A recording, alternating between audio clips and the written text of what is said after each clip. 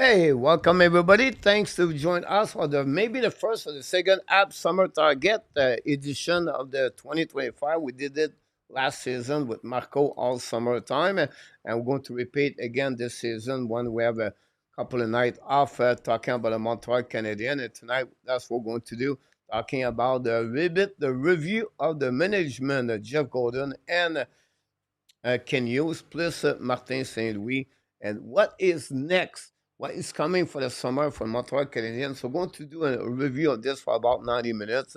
Of course, my while, Marco, before I welcome you on the show, something happened. I never see that. I'm watching the game between the London and the Rimouski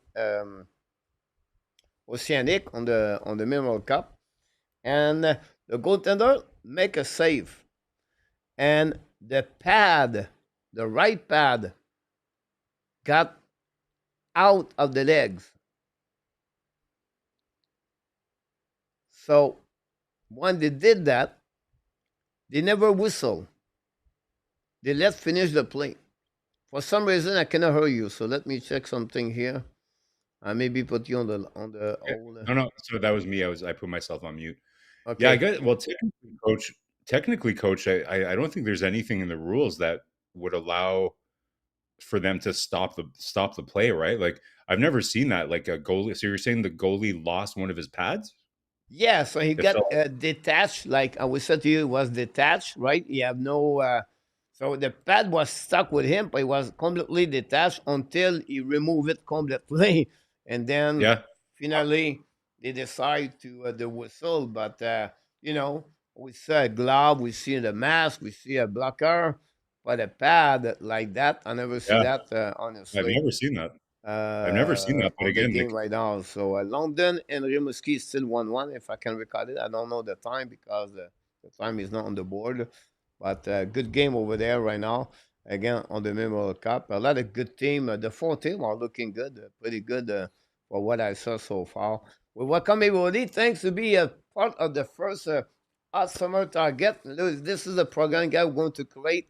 It's not like a specific night like only the Sunday or Wednesday. We're going to do this one. We have a night when we have nothing happening in the NHL playoff or something like that. But we're going to do a little bit more for the Montreal Canadiens, but because the NHL playoff is coming, the combine is coming, the UFA is coming, and then you have, of course, the RFA and cell rehabilitation, the development camp. Is it the development camp or the rookie camp? How do you call it the first camp? yeah, I think they call it the development camp. Yeah, and then That's the the rookie camp when they before the main camp, and then yeah. yeah, the main camp. So that's happening for the summer target we did last season. So glad to see you, Marco. Thanks to join us tonight. Before we start, we're going to welcome a couple of people are here tonight. We have Florida is in the house tonight. Talk about fun injury. Roger Bouchard, notre ami Roger is in the house. Welcome back, Maria Ovidio, the couple together. Welcome back, both of you. Eric M, thank you so much, Eric M. We miss you, buddy. Hopefully you're doing well. Roger from Massachusetts, Vermont is in the house. Roger Delaney, notre man, follow all the Montreal Canadian video every single time I do one. Excellent, Roger, to be a big part of the show and to support the channel. We appreciate that. Nicolas de Gauby Bonneau is in the house from Sherbrooke. He said he's going to go to bed early tonight. Born to be Abs also in the house. It's fun to see people like when we talk about the Montreal, they come back to watching, to listen more about the Montreal Canadiens during the playoff. It's more like the people just watch the hockey playoff, honestly. So it's fun to see new people. PLW knocked the door, and a lot of nights, and PLW have a full day. Honestly, Marco, he watched the World Championship. He watched the playoff. He watched with us the Rocket, and he watched with us honestly the show tonight. Plus, he watched, I'm sure, the Memorial Cup. So this is Baseball. a full day Yeah. for him, honestly, Yeah. for PLW. PLW watches everything. But yeah, it sounds pretty much like my day, coach. Lots of hockey today for sure. That's awesome. Exactly. Luc Lafortune knocked the door for Lange Gardien. Welcome back. Still 1-1, guys. 6 minutes to go remaining on this game. We're going to give you a bit more update during the game. Don't go nowhere. This definitely going to happen in there. We're going to give you a couple of quick note news around the NHL. And maybe Marco, in 30 seconds, 45 seconds, give you a little bit what's going on. The Chicago Blackhawks announced they hired Jeff Blashill. Blashill was the head coach of the Detroit Red Wings for 6, 7 years, maybe 5 years with under the Steve Eisenman plan. And then he was a long time an assistant coach with John Cooper with the Tampa Bay Lightning. Are you surprised? Are you shocking? Are you how you feel about this? Yeah, well, I think it's one of those examples, coach, where you have a coach, that didn't maybe really have a lot of success in his first go around, but if you talk to a lot of different coaches around the NHL, they feel so much more prepared for their second opportunity, right? So I think what the Blackhawks are doing here is they're banking on the fact that so you have a guy that's got good experience in the NHL, coaching a pretty big market in Detroit, and then they're hoping that some of the John Cooper Tampa Bay Lightning magic has rubbed off on him in terms of bringing that culture, bringing that type of winning, pedigree to Chicago, which desperately needs to kind of do that. Chicago is kind of in a precarious position, where you don't want to string together too many really, really bad losing seasons, right? So I think I'm not surprised. Like, it's not a name that was circulating around, but it's good. I think it's great for a coach to have a second opportunity like that. There's a lot of kind of examples of coaches, having a really successful stint the second time. So good move for them. We'll see kind of how it pays off, and we'll see what kind of staff he puts with him as well. London just scored a goal, take the lead 2-1 against the Oceanic Rimouski. Couple Yeah. of events. So thanks PW for update about that. And then we have Zev Lecav, Gary Conway knocked the door. Thanks so much. So the next news want to talk about this, guys. The Boston Bruins. Are you surprised they gave an extra 2 years contract to Bob Sweeney? Well, yes and no, right? Like, surprised in the sense where you can't be a huge fan of kind of the offseason that he had last year, in terms of putting the team together. But I think really what was happening here, coach, is that the Bruins were having a really, really hard time attracting a head coach to Boston, because nobody wants to come and coach a team when the GM is on his last year of his contract, right? Because you might end up kind of like Patrick Waugh kind of situation, where you get hired, the GM that hired you all of a sudden is gone at the end of the year, and then you're kind of stuck in no man's land. So I think they were probably in the running for Patrick Sullivan and some other kind of coaches, and they're just really having problems getting traction with their head coach search. So I think this is Cam Neely.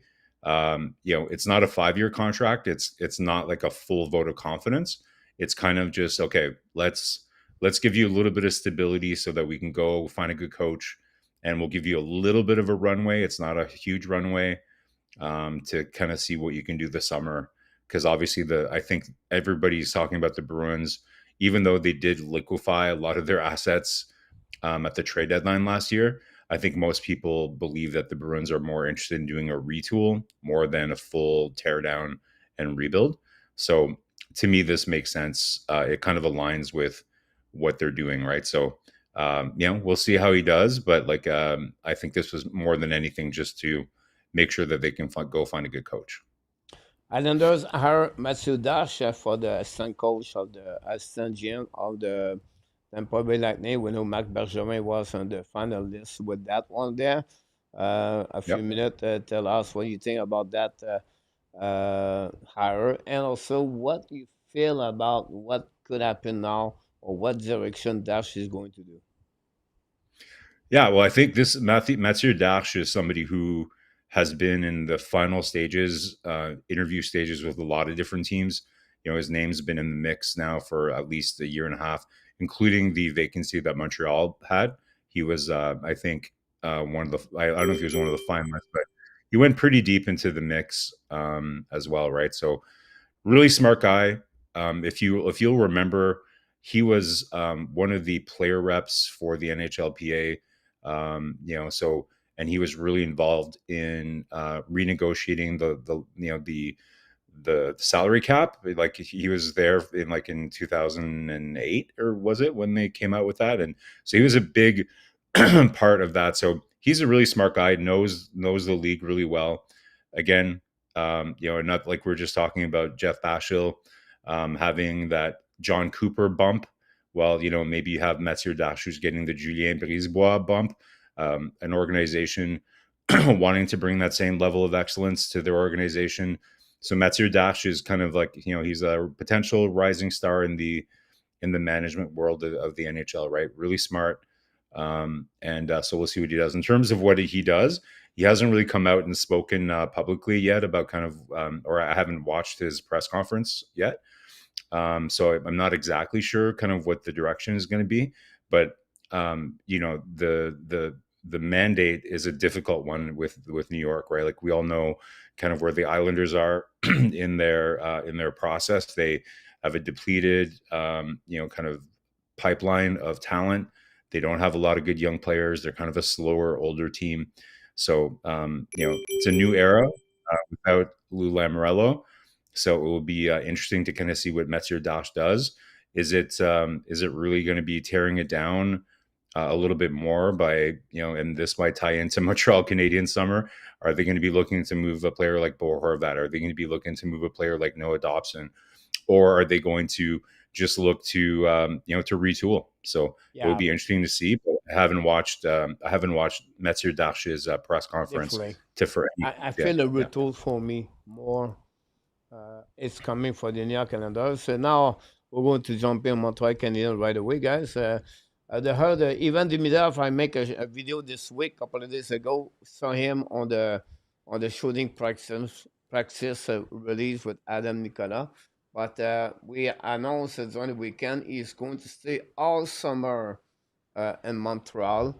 I think this is a good news for Ivan Demidov in the Montreal Canadiens organization. So he can skating with the players. He can do many things around the team. Yeah, absolutely. Like this is great news, especially for a guy who hasn't spent hardly any time in North America. I think this is really good to give him the best chance to really hit the ground running at training camp next year. You're removing all of the outside distractions, having a place, just knowing where to do groceries and all that stuff, right? Just getting rid of some of the basic distractions of moving and just being there all summer. Just by itself, there's a huge benefit, right? So what it shows is that he's also dedicated to really learning more about the city. He's talked about really doubling down, improving his English, maybe even learning a little bit of a French. But I think the most important thing is just being around the development team and taking advantage of that, learning kind of how things work in North America. So to me, this is great news. It puts him in a position to, like I said, have a strong start next year. So really, really nice. You love it when players want to stay in Montreal, or at least remember last summer, Coach, we talked about analyzing which players came early to the training camp. And you know what? Like when you look back at it, who's one player that didn't come back to Montreal early last year and didn't have a very strong start? His name rhymes with Kirby Bach. He came pretty late. He didn't come back to Montreal early, like Suzuki, Caulfield, Slafkovský. So to me, Suzuki has been this way since he joined the Montreal Canadiens. Like he buy right away a condo, L'Île des Sœurs, and he stay there right away. Like he never, of course, he go back vacation back home, right? But most of the time he's still around. Called the guard to join the team in August. Join. So I think it's a great decision for Ivan Demidov. So I just want to share with you guys a couple of things here. We're not going to pass all the time there. A lot of people empty net for Cole 1 for the London Knight 3-1. Look like the London Knight is looking good on the Memorial Cup. A lot of people knock the door, guys. We welcome everybody. Thanks.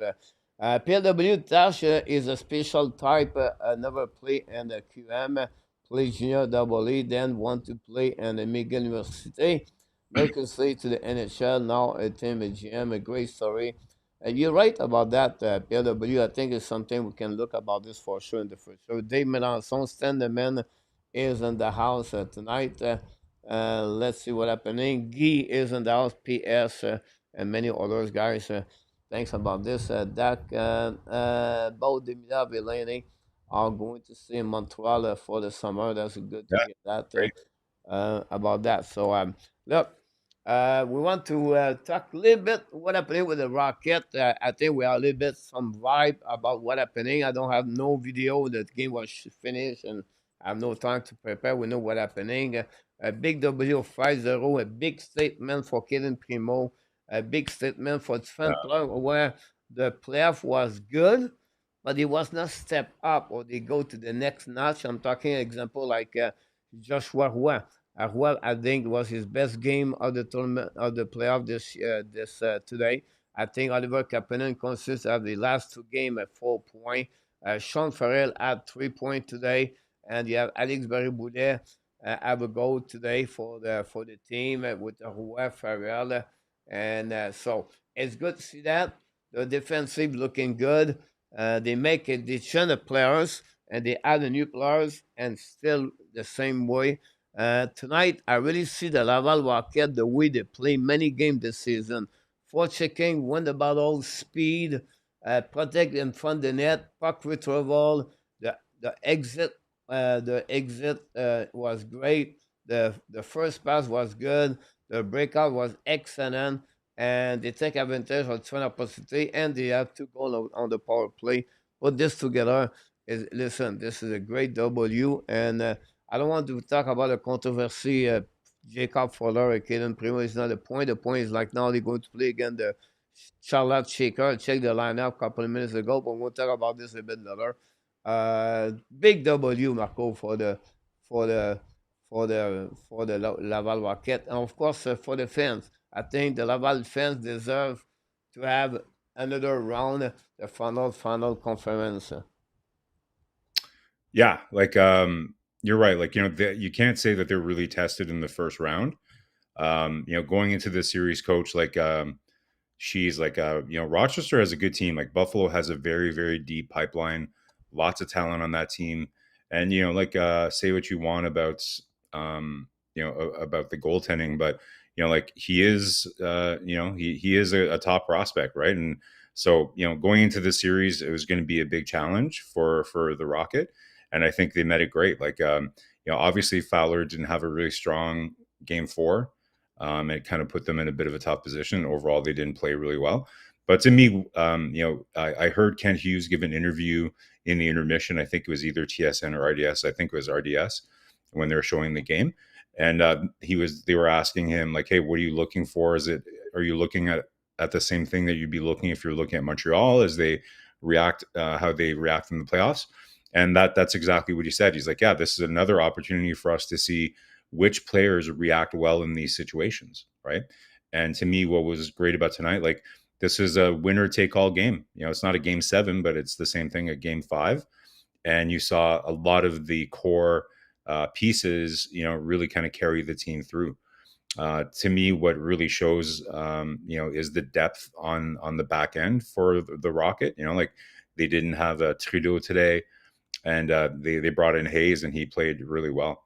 So lots of responsibility for Reinbacher and Mayu and Engstrom, and I think they all did really well. You're right, coach. Like very well. Like one thing we have to say is they're just very well coached too. Like Pascal Vincent really seems to have something going on with this group that's very positive. So fun ride. Great for the fans in Laval. In 2022, they did make it to the Eastern final as well. So we're hoping that they can take it an extra step this year. Primo is absolutely looking sharp. I saw a question in the chat earlier. Should Montreal re-sign Cayden Primo? Interesting question, right? Like, I don't know, coach, if we're covering that tonight, but he is an RFA. The way he's playing, like it's tough to envision that they're just going to let him walk, right? But interesting question. We'll have to kind of see how the rest of the playoffs kind of play out here. But do you really kind of just have Fowler play like, or like 60 games next year, 55 games, or would it be better for him to have a co-pilot with Primo and kind of do what they're doing right now, which is kind of more alternating? So interesting question. Primo is, it wouldn't be the first time you see a goalie really kind of emerge at the age of like 25, 26. So he's having a really strong playoff right now. He looks really calm in net, really composed. So good for him. Great story. We're all rooting for Cayden Primo. He's a great kid. He's had, we've talked about this here, Coach, before. Like, I think everybody can agree that he kind of got the really shitty end of the stick in Montreal a lot of the time. Like, his development was pretty poorly managed. Most of the time, not really his fault. Like, he was an extra, in the bubble. He was on that roster, like that extra roster. And then a lot of times they had him sitting on the bench in Montreal as a backup when Carey Price would get hurt, instead of Montreal actually getting a real number 3 veteran goaltender that they could bring up to sit on the bench and just let him play games at the AHL. So, you feel bad for the kid because he has a kind of a rough go. And some of the appearances he made in the NHL in the first couple of years where there's one, I think, wasn't he crying in the dressing room after like a loss to Toronto or something like that? So he's had a rough go of it. So you love rooting for guys like that work hard and just keep trying to get better. So good for him. Awesome. A lot of people knock the door. Guy is in the house. Welcome back. Rick Bengal is in the house. Welcome back. Randy Walkman also knocked the door. We have a few people knock the door. We don't work you like sleep is in the house. Rick, ask you this question. What are you going to do with Cayden Primo? Yeah, I think I just answered that, Coach. Like, it's going to be it's to me, it would be strange just to let him walk at this point. He's an RFA. If it was me, I'd like to kind of keep him in the organization for next year. Let him fight it out with Dobesh for the backup role next year at training camp, and then at the very least, I just don't think it would be good to have Fowler play like the majority of the games next year. Like, if for his first year, if you can get him into 30, 40 games at the even 30 games at the AHL level, I think that would be good.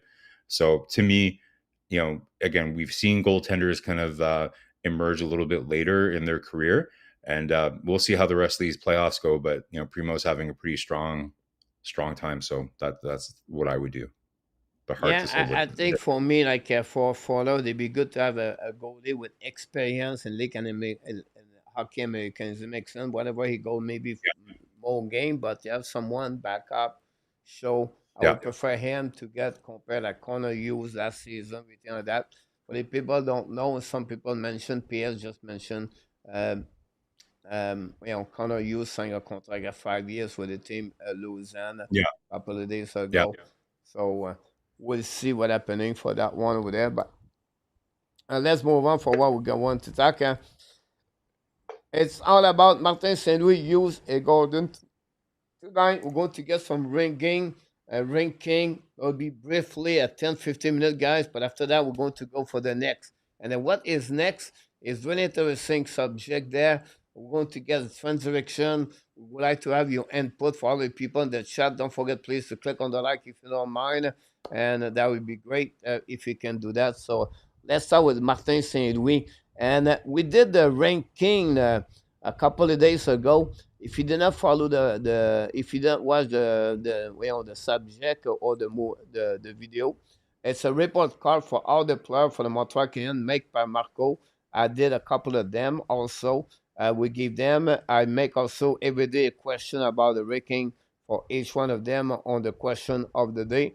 But you can watch this video. I give you a bit more, not only the ranking of the year, Marko, but also we give them a little bit more the stat of what they accomplished in the last 3 seasons with the team. So that gives a little bit more information like we try to do. But Martin said, we guys want to give you another way to do that. It's not going to be like the power play in 2021, 2022, 2023, but it's like I compress. Compress is a good word. Like I compress the number. Yeah. I did a compress the number. Sen is the head coach. The Montreal Canadiens jumping for plus 23 on number the point and the sending.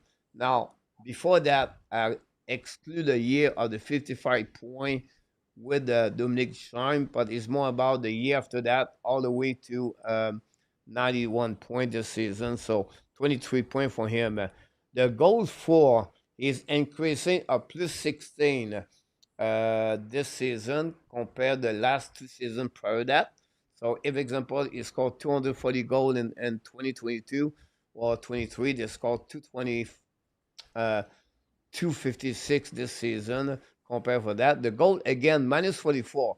Now minus 44 is positive, right? I don't want to set plus for 44 because I will reverse. So from 301, Marko, they drop all at 305, I believe, or they drop at 261, I believe. So good amelioration about that. And Marco, after you see the number, I'm going to ask a question, so don't worry about that. Just show the people about this. The gold differential, guys, minus 78, minus 48, and minus 18.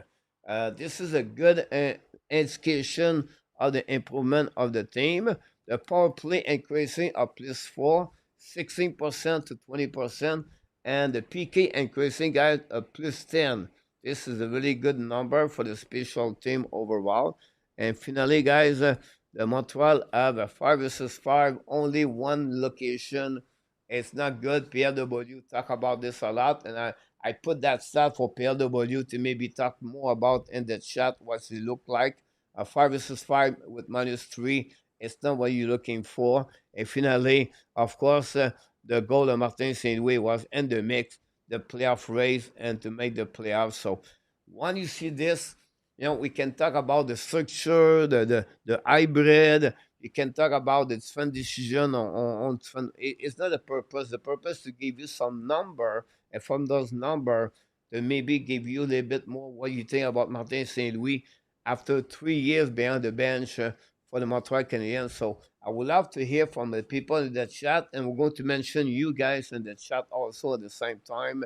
What you feel about Martin St. Louis. So, Marco, you are now on the seat and talk a little bit more what you think about Martin St. Louis. Yeah, so we covered a lot of this in that video, Coach. I invite everyone, if you want a more kind of like in-depth analysis of the last year and this kind of stuff, like it's a great hour-long video, so I highly recommend you go check it out. But just as an overview here, like, this to me shows the following, like when it comes to Martin St. Louis, is that, when he first came to Montreal, obviously his focus was more on development, right? It was really more about assessing the players that he had, working on developing the culture, working on developing the confidence, and also kind of like just the way that he was going to work with the people there, right? Like, because at the end of the day, coaching is all about people management, right? It's connecting with the people, getting credibility with them in terms of kind of what you're selling and all that. So the first couple of years was really all about just kind of the development, right? It wasn't really kind of fixated on results or anything like that. So, but what you're seeing, I think, is, gradually, the ability for St. Louis to, and Coach, when we say development, it's not, what's interesting about Montreal is that their philosophy as a management team is, we're not just developing the young players, like the people that we've drafted and the players that are just starting in the NHL. They're also developing and working with veteran players like Anderson and Gallagher and even Armia to a certain extent, like helping them reinvent their game, getting them to kind of like think differently about what they bring to the game and everything else, right? So it's really kind of, his mindset was really all about development. And what you see here is what was the big pivot point for this year, coaches, and Martin St. Louis talked about this all the time, is that they went from development to learning how to win. And that's really kind of, and Martin St. Louis, he wasn't even sure if the team, and that's what's brilliant about St. Louis, is that he didn't really go into this year knowing 100% that was going to be the plan, because like he would normally say, the game kind of talks to you, right? In this case, the team talks to you and tells you where they are. So he probably came into this year hoping that they would be ready to reach the next stage of learning how to win. But you really don't know. Certainly the season didn't start out that way. It didn't look like Montreal was ready to take a step at the beginning, but then, things kind of got better. So based on that, so St. Louis talked about this repeatedly, is okay, learning how to win. And that's kind of what you see in these numbers, right? So, and what they say, coach, usually is a coach, the biggest impact a coach can have is the special teams. 5-on-5 is pretty hard to, there's a lot of things that go into 5-on-5, but a coach can have an immediate impact on the power play and on the PK. And what we're seeing here is definitely some huge improvement there.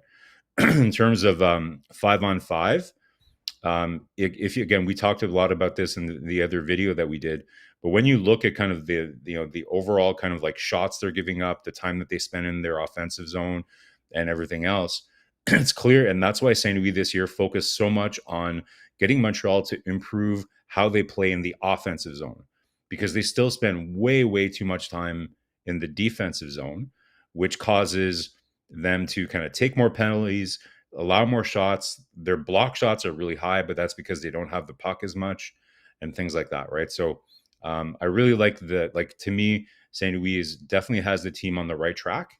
And you can see it with the, like, if you just look at it at a very superficial level, points, improvements, rankings for power play, PK, and things like that. Other than 5-on-5, obviously, you're seeing a lot of positive things. So really positive grade for St. Louis, and it shows, right? He did get nominated for Jack Adams this year as well too. So proof is in the pudding.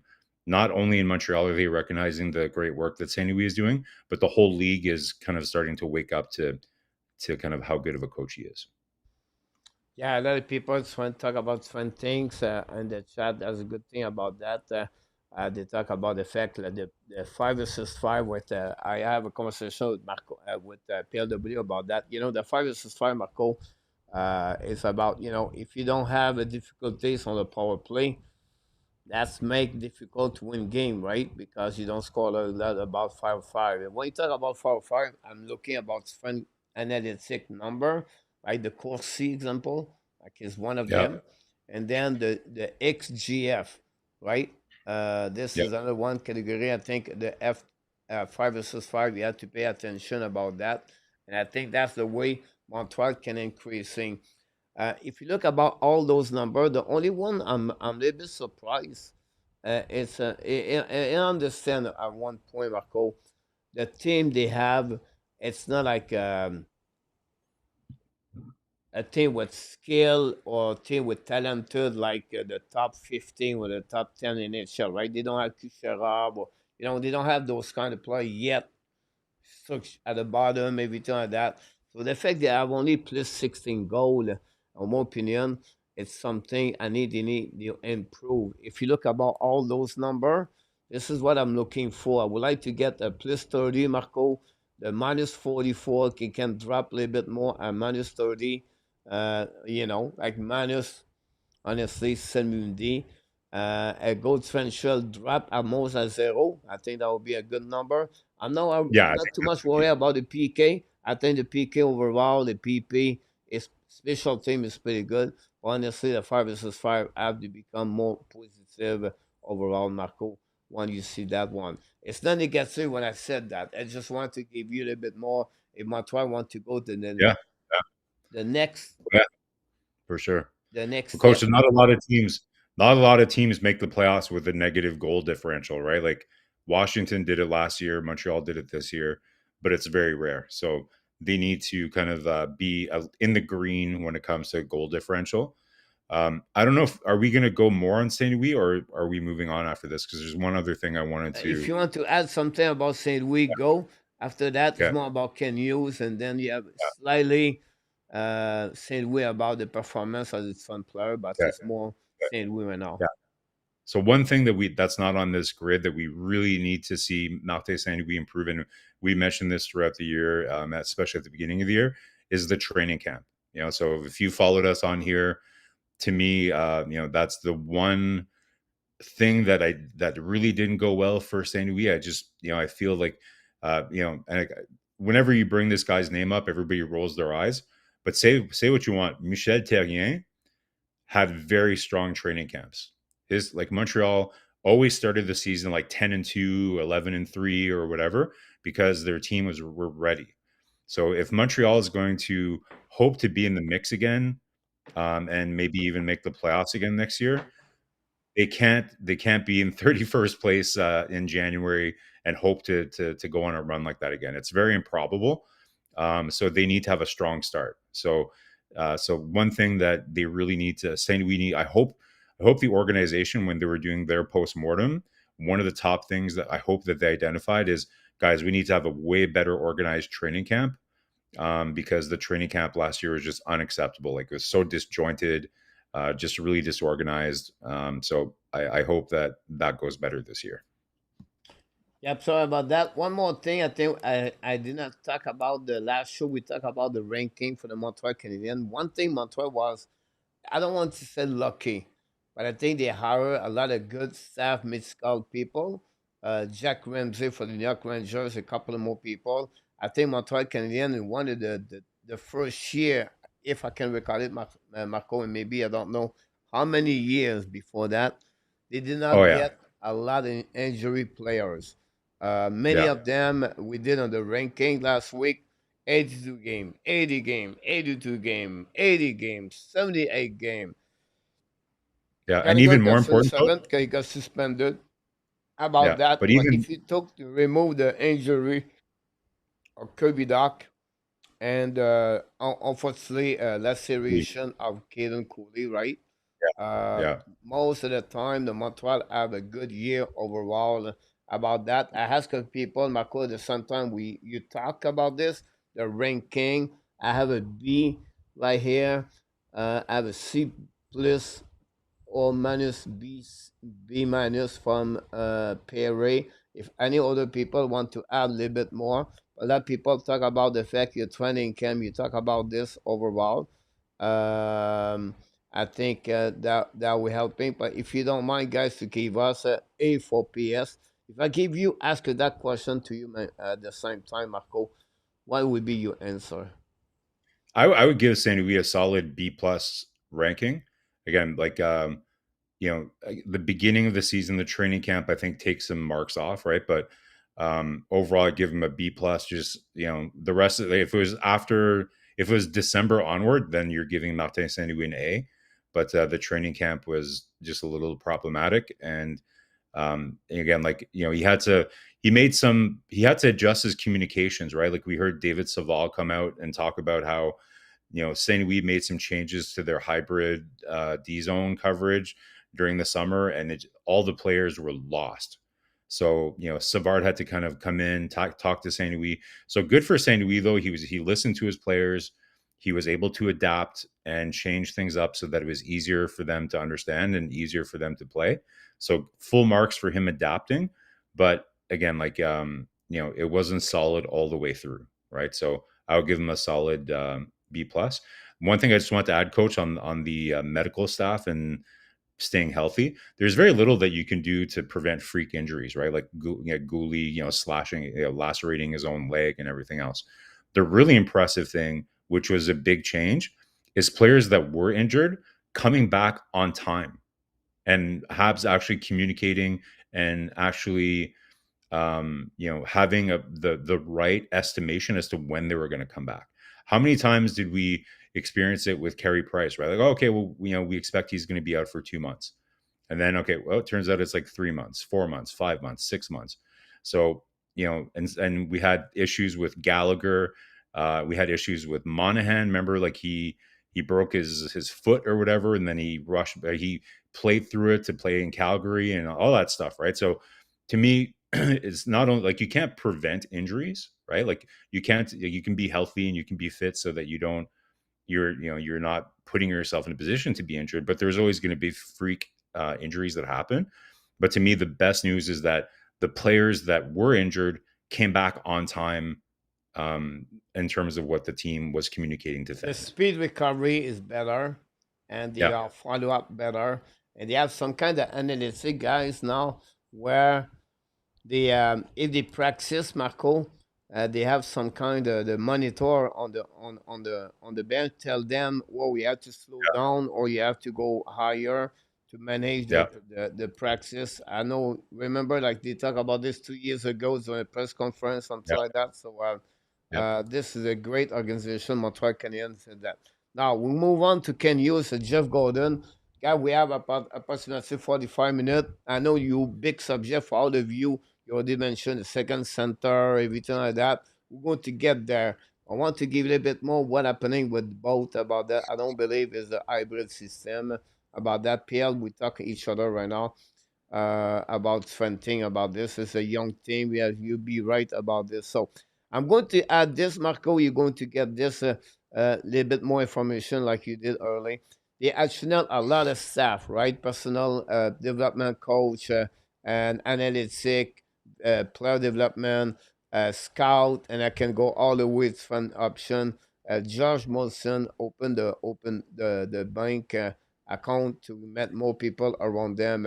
The first trade deadline, they trade Chariot, Lekonen, Kulak, 240, uh, and Enemon Baron in return for those trades. I'm not going to go a bit more deeper, but one thing you have to remember, guys, during those trades, they got 2 first round, 2 second round, a 4 round, a 5th round, a 7th round. We're not going to evaluate all the trade, guys, because we'll be there for all the night. You're going to tell me this is good, this is bad, this is not right. I don't want to get there. I just want to give you a little bit more information what happening for that. During the summer, they trade for money in for the first round pick in return, and they got that enough for Weber contract during the summer. There was the biggest name. Now, I'm not going to talk about the Mizak versus Perrault on American Hockey League. I try to give you the highlights of what happening. At the trade deadline 2023, Drouin and Manson injuries pushed this back, and then they got that enough trade to Kuryanov for the Dallas Star. It was the only big name on that time. If I forget one of them, guys, I apologize. You can mention to me. We're going to add more. Summer Zone 2024 is honestly Zone 2023. Resign Manen for 1 year. I apologize, it's 2023. They get Todd Pearson for the Vancouver Canucks. 3 goalie situation, and they trade New York for the pick number 31 and 37. That pick 31, he got Mikhail Kulyavev, I believe is the name. Gurianov. And then Gurianov. they got also the pick of the 31. It was for the Tampa Bay Lightning, for the Colorado Avalanche, and they trade for Ross Colton that pick on that one. So that was the name of the pick over there. And then after that, you got those other name here. Then you got trade deadline 2024, Monahan first round pick return. And again, he was returned to the Winnipeg Jet, if I can recall it. Drouin go to the Colorado Avalanche. Allen for the third round pick. Minor trade, Mizak, like I mentioned, with Perrault. And finally, you got So one little correction there, coach. Like I don't think Dwayne was traded to the Avs. I think he signed there as a free agent. as a UFA. Yeah. So we didn't trade him. And I Yeah. think one that we're missing from probably the biggest trade that maybe we missed is Dach, right? Like that was the big one The at big the target trade. was, yes, that was during the NHL draft. So I didn't look about the NHL draft pick or Yeah. trade about that part over there. Summer 24-25, last summer, Kovacevic for a 4 round pick, Laney plus Igual Harris second round, Allen for the 4 round pick, honestly again. And then you got a minor trade, Mizak for Peru. This is repeat, guys. I apologize. I should delete that, but I did not delete it. So I just want to let you know about that. Finish the season, they trade Alex Carrier for Justin Barron. No trade deadline, an agreement with Nick Suzuki in return. And then what have happened during the season is 2024 Pearson to Vegas. Welcome Laney, Hudson, Kapanen, Carrier, Dobesh, and Eneman. Of course, you have Ahua at some point, Beck at some point, other minor league. And that's happening overall, guys. Now, I want to give you a bit more fun information about this one over there. Bergevin trade or got Caulfield, Suzuki, Anderson, Gallagher, Dvorak, Evans, Armia, Pesada, Savard, Xhekaj, Struble, Cooley, Tobesh, and Primo. The only thing I was not sure was Savard, but I think he did it before Hughes did it. because Hughes was a 4-year contract. So, Bergevin signed Savard. Yeah. right? So I was right about that. From Bergevin, draft, trade, bad contract, KK, Kelchenak, Sergachev, Drouin, Asner, Hoffman, a few good trait about that. And I just want to mention that one over there. Hughes, Gorton, great contract, pick 2022, Slafkovský, Mezar, Owen.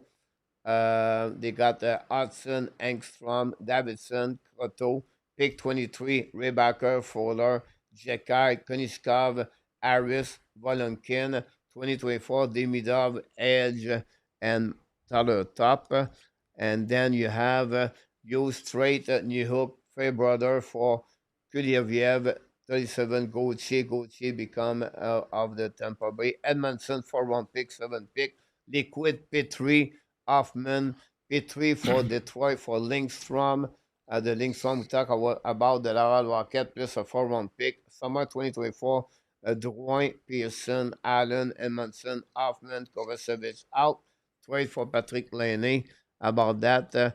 And before I go on that one, guys, I want to give you, so that gave you a bit more, an overview of what happening for the Ken Hughes and the Jeff Gordon. So you have a lot of conversation. I don't want to talk about what's next yet. That will be the next subject.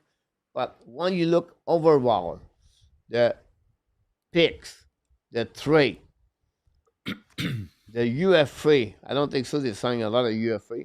And then None. what they accomplish as the management together. Not ranking them yet, but what pay you attention, what they do very well, and what they are to have to be improved, and what you think. Of course, you always think, hey, Marko, since you've been with us, the phase one, the phase two, and then the phase three after that, right? You always be a big part of that one. So sharing with us a bit more about what happening there. The comments is in the chat is getting fire. I love it. Constantly tech give us a bit more, guys, your information about what you're thinking about that. So let's move on and go from there. Yeah. So, the great overview, coach, like that's a great kind of summary of kind of the accomplishments, I guess. So the one thing maybe that we could have added in there too is the contracts that they signed to. Like, great work locking up Guhle, Slafkovský. I believe Caulfield was signed by Hughes, but Suzuki was already signed by Bergevin, right? Yep.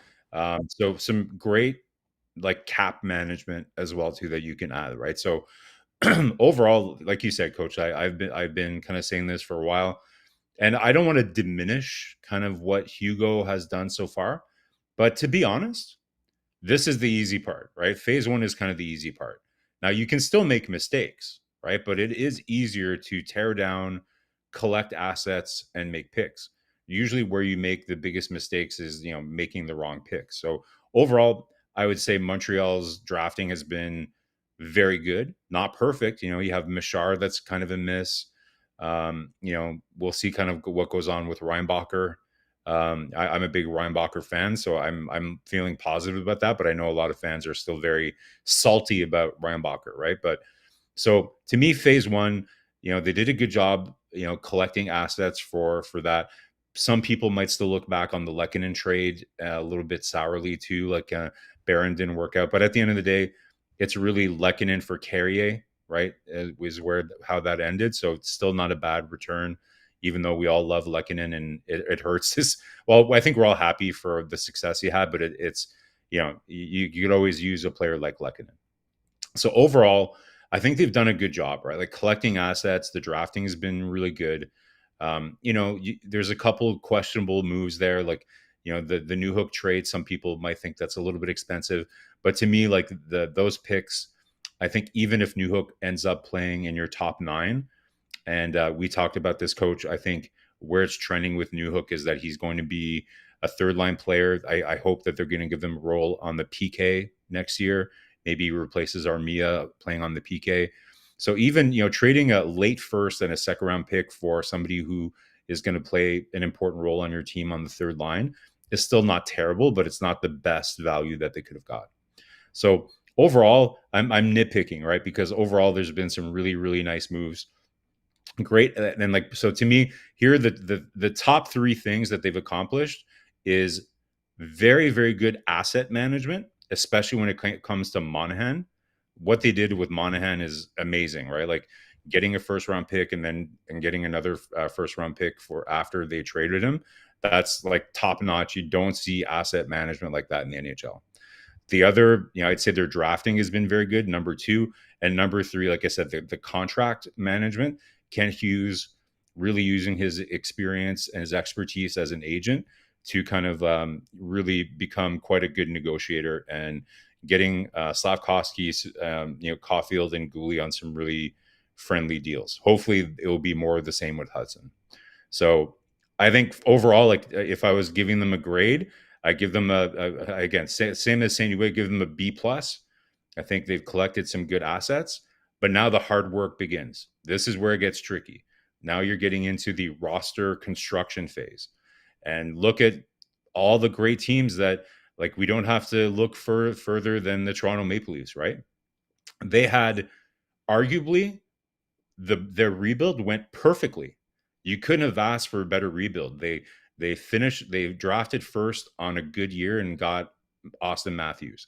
They hit on all these great picks, Marner, Nylander. They got all these great picks that landed. They drafted really well in the top 10. And but really they just didn't construct a winning roster and they wasted potentially, we'll see what happens this summer, but it's been 9 years and they haven't been able to find the right recipe for all these assets that they were able to collect. So this is the test that Gorton and Hughes are going to have now. You could say that Montreal don't have the same quality of assets that Toronto had at the beginning of their rebuild. They maybe have more assets, but the quality is not the same.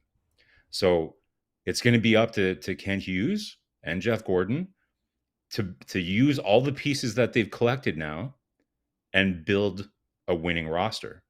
And based on kind of what we heard in the press conference and from both of them, I like the direction that they're going. I think they've identified the right things. They're going to be looking for compete. They're going to be looking for a little bit more heaviness in the lineup.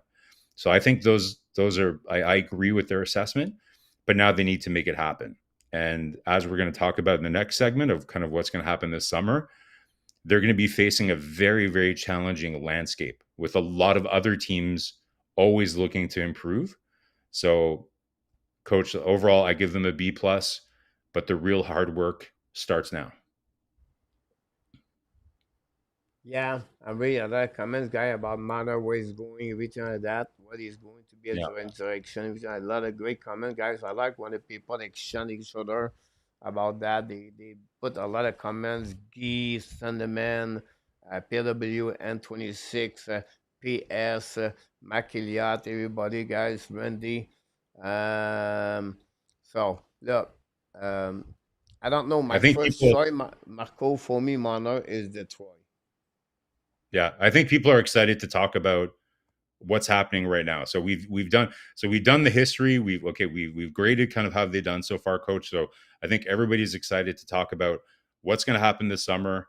If we want to start with Marner, we can. I'm Marner, going to give you what is next for you, okay. right? Yeah. Do you want to use a Gorton in the chat if you don't mind? Yeah, guys, so I gave them a B plus, I think, for everything that Kent Hughes and Gorton have done so far, right? So let's call it phase one, right? So they sold assets, they collected assets, they got lots of draft picks, they drafted some players, they've made some trades. How would you grade their work so far in phase one? Would you agree with me that it's a B plus? Let us know in the chat. Are you a little bit harder on them? Do you hate the Newhook trade and the Dach trade? Are you mad still about Kovacevic like PLW? How do you feel that they managed the teardown and the collection of assets? We're curious about that. And now, so as you're kind of answering that, we'll kind of talk about kind of what's coming up next, Coach. I think you prepared some slides for us to talk about that too. What is your ranking, by the way? I give them a B plus. Okay. I gave a B. I don't play plus, play minus, Okay. but I gave them a B. It's not perfect, Marco, but Yeah. I think they did a lot of things. They accumulate a lot asset. There was Yeah. obviously two things that was really unlucky is the Panthers pick when they got the last position on the eight and they went all the way to the end, Marco. That would change a little bit the way. And the pick of is it the first pick of Montreal? I believe they go all the way to the end, or they had another pick where they was supposed to be on the top 20, and then they drop all the way to 39, 29, something like that. I Um, like the way that PLW breaks it down here. So for Hughes, he gives him an A for the salary cap management. So the like we talked about, like the really good contracts that he was able to get Slafkovský and Guhle. But for the trading, for the trades and everything else, he gave him a C. okay. I think I think that's good, right? Like overall, so I would say there's three categories, right? So there's the asset collection. I give them an A for asset management, asset collection. The cap management, I also give them an A. I think they've been very smart, good deals. They haven't made stupid mistakes and things like that. So I give them an A for that. But I would agree with PLW in terms of finding a way to go out and trade. So you can't say that Dach has been a good trade, especially like you're seeing Frank Nazar starting to break out at the coming in the NHL and having a really strong world championship. So you're a little nervous about Frank Nazar when you're looking at that trade for Montreal, and then the New Hook trade, right? Yeah. And you like again, you could talk about the Lehkonen trade for Barron and things like that. So That's I that's think PLW nailed it there. that's a great one to say that. I would say to you, we still have to wait maybe 2, 3 more years before really we can reevaluate everything again, Marco, after that, right? Because it's still Oh early yeah. on the process of the phase one, phase two. A lot of great comments in the chat. I thank you, Randy, N26. Glad to see you, N26. You should come to the playoff game, N26. We see you only with Montreal Canadiens. I know you're busy, but we miss you, N26. You always bring a lot of great comments here. So, what's next this summer, Marco? Now, I'm going to give you different things. So I don't want to people give me everything at the same time. So I'm going to give you a little bit more different option, Marco. And then from then you can talk about all the way. I believe two right defensemen, two bottom Wow. six, two center number two, right? Center Whoa. number two, right? Then a UFA possible, an offer sheet possible, and I did not talk about trade at the end of the day. This was missing about that, and I did not mention guys the UFA. On the UFA guys, I'm talking about not only sign but also what you do with Dvorak and Armia Marco. So that give Got you it. an idea right there. The people in the Yeah. chat said yes. What is missing? What they have to do? What they need to do? How they can get that? Who is the value to get in return? Who is the highest value in return? All these different options, guys. This is a big subject, honestly, Marco. For the next 30 minutes, we can talk about this, and then we can go from there. Then we're going to show the show close a little bit early, like at 10 o'clock. So I think it'll be a good timing for everybody about so many things happening during the day. So Nazar is a very good player also. Great about that. N26 is agree about this. GF Hughes mess up the first round and 22 and 23. Just my opinion. Unforgettable about him. I So disagree with JFed, what you. do you mean? Yeah, JFed, what do you mean? Like, so when you say, so basically you don't like the Slafkovský and the Reinbacher picks. Yeah, he Okay. does not Okay. like those picks. Okay. Well, listen, I think most people would agree Machar is kind of a miss. But with the Slafkovský draft, like it's hard to say Montreal didn't have a good draft, right? Like you come out of that draft with Slafkovský, Beck, and Hutson. That's a franchise altering draft. So, like I said, I would give them a B plus on their drafting, couple misses, but again, you can argue, you can look at Cooley, you can look at kind of, you can compare it to Slav, right? But like Nemec and Juracek and some of the other, and obviously Shane Wright, like in the mix there for the top five. Like, I don't think Montreal is like, I don't think they're off the reservation here with the pick that they made for Slafkovský. I don't know. You have a right to your opinion, though, JFed.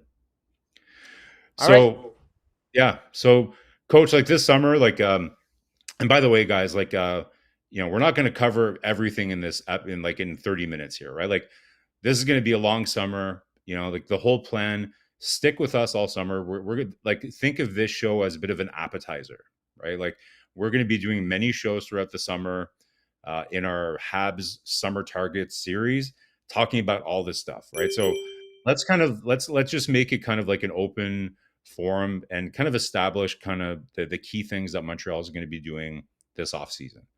I'm not sure, coach, that they're going to be targeting 2 right-handed defensemen. I think they might look at bringing in a veteran replacement for Savard, maybe, but I think they're going to be looking at integrating either Reinbacher or Mailloux to a lesser extent. We'll see kind of what happens in training camp. But I would be surprised if they're bringing in 2 right-hand shot defensemen because I don't think they're going to want to, block the route for either Reinbacher or Mailloux. But I could absolutely see them bringing somebody else in. I'm just throwing out names here. I'm not saying these players in particular, but like a Cody Ceci, like a veteran kind of like bottom pairing defenseman that like in his like late 20s, early 30s that can kind of replace what Savard was doing in terms of his role on the team.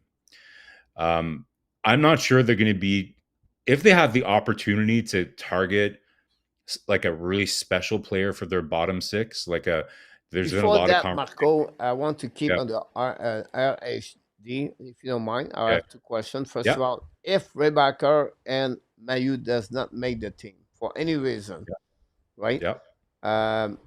Hutson can fill 1 spot. And then carry 1 spot, but we cannot keep another left one over there. Do you have specific players like you going to targeting, or you would like to maybe targeting you talk about veteran player right now, like a CC, everything like that, but let's try to get a little bit more younger, like a guy like Ramus Anderson, example, Nate Thompson, example, Vlasic, example. Well, he's something like that. Yeah. So, coach, I don't know if Montreal is going to blow their wad and use all their assets to trade for a right-handed shot. Like, unless, if Rasmus Anderson is available, then maybe you kind of look into that. But it's going to be exceedingly expensive. Like Montreal has a lot of assets, but not that much. Like, I don't know if they have the assets to go trade futures for both a top 4 right-handed defenseman and a second-line center. I think they're going to have to choose. And to be honest, and we'll talk about this when we get to the second-line center, but there's like 10 other teams looking for a second-line center. So Kent Hughes has talked about this before. He doesn't mind overpaying assets to acquire the players that he needs, but they only have they only have so many assets. Like they're not going to. There's only so much that they can do. I don't think that they have the assets to go, like, let's say you're targeting both Dobson and Horvat. I don't know if they have the assets to get both of those players, those kinds of players, whether it's with the same team or on 2 different teams. So, so it's a good point, coach. Like if for whatever reason they feel that Reinbacher or Mailloux can't do it, and this is the mistake they made last year, right? Like they traded Kovacevic hoping that one of those guys was going to make the team. So that's why I agree. Like you go get like a veteran guy. If I'm looking at kind of who's available, on the right side next year in terms of a UFA, you have Yoki Haru, you have Jan Ruda, like players like that, right? Like, Ethan Bear, like guys, again, like not somebody that's going to play 20 minutes here, like somebody that's going to be able to play 14 minutes, kill penalties for you. Jan Ruda is a solid defenseman, lots of experience playing for Tampa, might be somebody that Montreal could target. He's a UFA, might be very reasonably priced. So to me, I would more look at somebody in the short term, like a 1-2 year contract for a veteran guy, basically replacing Savard. And then you see what happens with Mailloux and Reinbacher.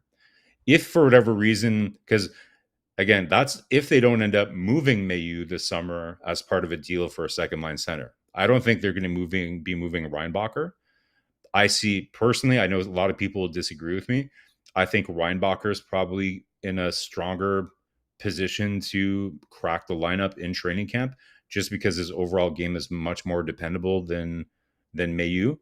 If you watch even the game today, and especially Game 4 against Rochester, Mailloux, he has his strong points. Like, you love his makeup, but man, there's still lots of issues with this game. So I'm still not 100% sold. And you might never have better value. Like, I think you had a video this week, Coach, saying that Mailloux is an absolute must keep. I don't know if I agree with that. Like, I think he absolutely should be in play. So I would be shocked, Coach. I don't know if you disagree, but I would be shocked if Montreal goes out and gets 2 right-handed defensemen this year, because they're not going to have any assets then to go get a center. Where are they getting all these assets?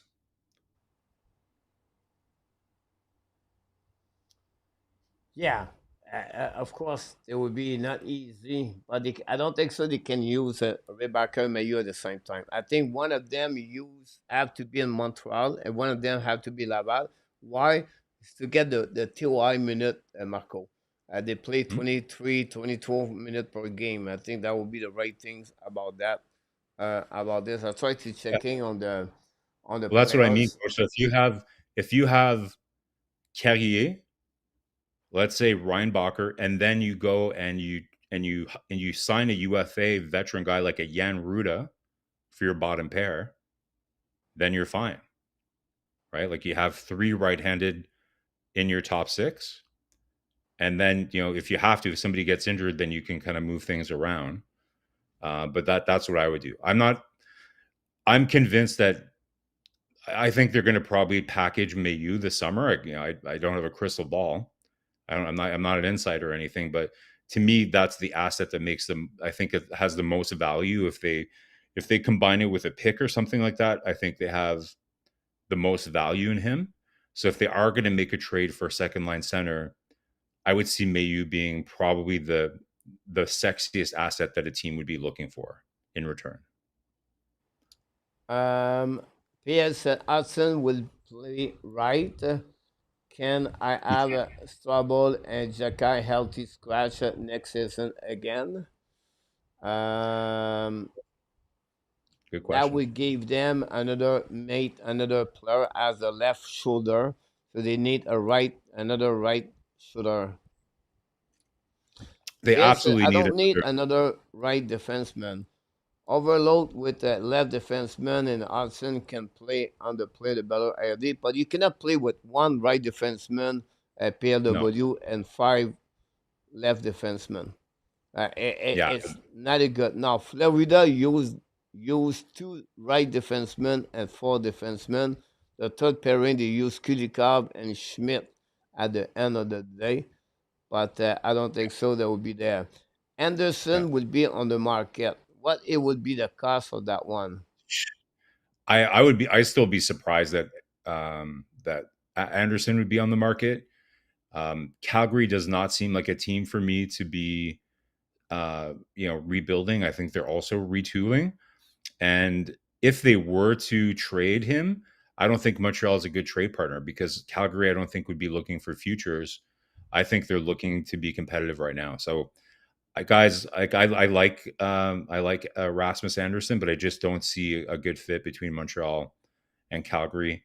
I see Eric M is asking about Xhekaj and whether, and he's talking about how Mailloux has a great slap shot. So listen, Eric, we know Mailloux, like I said, Mailloux has a lot of great tools. His slap shot right at the top of it. He can skate. He's strong. He's mean. There's a lot of things we like about Mailloux, but in order for him to use those assets, similarly to Xhekaj, St. Louis has to be able to trust him to put him on the ice. And unfortunately, If you look at how he plays, there's still way too many kind of issues with his overall game 5-on-5. And I suspect, unless things change and he really works on it this summer, I don't see Martin Saint Louis being super confident rolling him out for 14 minutes per game. And that's like, say what you want. Like, it's the reality, guys. Like, just because you have a good slap shot, or just because you can fight like Xhekaj or whatever, you have to be able to play 5-on-5 so that you can bring your own game within the game, like Martin Saint Louis says all the time. So that's the issue with both Xhekaj and Mailloux, is that everyone can see the positive things that both of those guys bring, but you're not able to bring those things to the team if you can't be trusted on the ice to make basic plays and get the puck out of your zone and have your positioning be in the right place, making sure that your gaps are good and stuff like that. Like, you just like we said, Montreal is one of their biggest priorities next year is to bring down their goals against and have that goal differential be positive, because it's very rare that you'll be able to make the playoffs if you're not playing solid defensively. So, that's the big question mark with Xhekaj and Mailloux. Xhekaj at times this year absolutely showed for long stretches of time that he can do that. So, so if I were to rank, Xhekaj and Mailloux in terms of probability of them playing games in the NHL next year, I have Xhekaj well ahead of Mailloux, because Mailloux hasn't proven that he can do that yet at all. Yeah. I can't to apologize, but I can understand how PLW I forgot. You can get Carrier, Hudson, and Marko on the right side, and then you have the rest of the team over there. So I cannot see that. I would like maybe to add a veteran defenseman. No name right now. I don't want to mention specific player or anything like that. What do you think of Jan Ruda, though? What do you think of a guy like Jan Ruda? Who? Do you remember Jan Ruda? Played for Tampa. Jan Ruda, for the San Jose Sharks. I believe he still have one more year contract. No, he's UFA. He's UFA. He's still UFA? Yep. So lots of a Stanley Cup experience with the Tampa Bay Lightning. Very solid, like decent skater, kills penalties. 34 years old, shoot on the right side. That's not a bad choice. I'm looking for one player before I get it. I want to be sure you shoot right and but I believe he has one more year contract, but he's cheap. Is Zach Bogosian.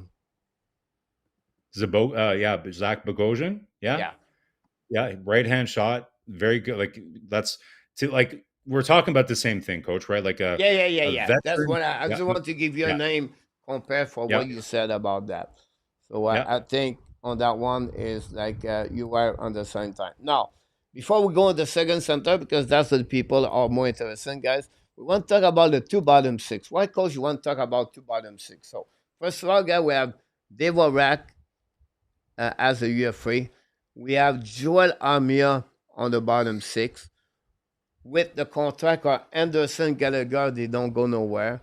Jake Evans signed a new contract.